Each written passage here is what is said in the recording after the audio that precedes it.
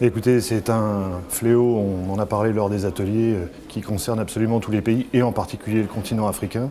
Les médicaments circulent de façon abusive en Afrique sans avoir été contrôlés parfois. Et un des enjeux majeurs est de sécuriser la chaîne d'approvisionnement de ces médicaments pour s'assurer que depuis le fabricant jusqu'au patient, on s'assure d'une traçabilité parfaite et également d'un maintien des conditions de conservation et de qualité du produit qui va être ingéré par le patient. Nous faisons partie du secteur privé et nous pensons que nous avons un rôle à jouer. Nous sommes un maillon important de la chaîne de distribution du médicament. Donc nous ne prétendons pas régler le problème du faux médicament, mais en faisant appel à des structures du type des nôtres, on se garantit d'avoir depuis le fabricant jusqu'au patient une traçabilité totale du produit et donc une intégrité du produit à tout instant dans sa chaîne de distribution jusqu'à la pharmacie d'officine et jusqu'à l'armoire à pharmacie du patient. Alors on coopère déjà puisque, comme vous le savez, tous les médicaments qui sont vendus dans l'ensemble des pays de la zone sont dûment enregistrés par les ministères de la Santé. Donc nous sommes habilités à manipuler et à distribuer que des médicaments qui ont reçu préalablement une autorisation de mise sur le marché, comme c'est le cas en France ou en Europe ou dans n'importe quel pays au monde.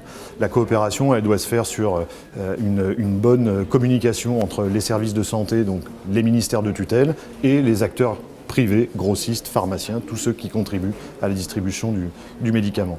Là où le privé peut peut-être contribuer également, c'est dans des mesures d'accompagnement, des campagnes de sensibilisation. C'est ce que nous avons fait dans plusieurs pays de la zone, que ce soit vis-à-vis de la population, vis-à-vis des professionnels de santé. Ça, c'est un premier axe.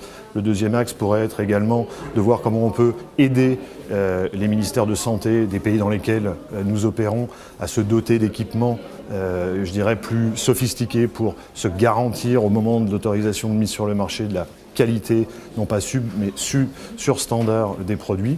Et puis après, malheureusement aussi, contribuer à des campagnes de répression quand il s'agit d'aller saisir des médicaments qui sont ou des médicaments contrefaits ou des médicaments substandards sur des lieux où ces trafics ont lieu. Voilà où le privé peut, je pense, contribuer à aider les ministères de santé de ces différents pays. Alors, le digital au sens large du terme, mais l'informatisation d'une manière générale permet une meilleure traçabilité. Or, en matière de médicaments contrefaits, ce qui est important, c'est de pouvoir tracer le médicament. Il sort de bonne qualité de chez le fabricant, il faut qu'il arrive dans le même état de qualité chez le patient. Donc il y a beaucoup de projets de traçabilité qui sont en cours. Nous avons déjà sur nos affaires en Afrique une traçabilité au numéro de lot. Et puis la législation européenne prévoit qu'à partir du mois d'avril prochain, en 2019, les médicaments devront être sérialisés, c'est-à-dire il y aura un numéro d'identifiant par boîte, non plus par lot de fabrication, mais par boîte. Et donc notre organisation est en train de se mettre en place pour pouvoir, à partir du 1er avril, assurer cette sérialisation qui donnera encore plus de garanties quant à l'intégrité des produits qui seront distribués.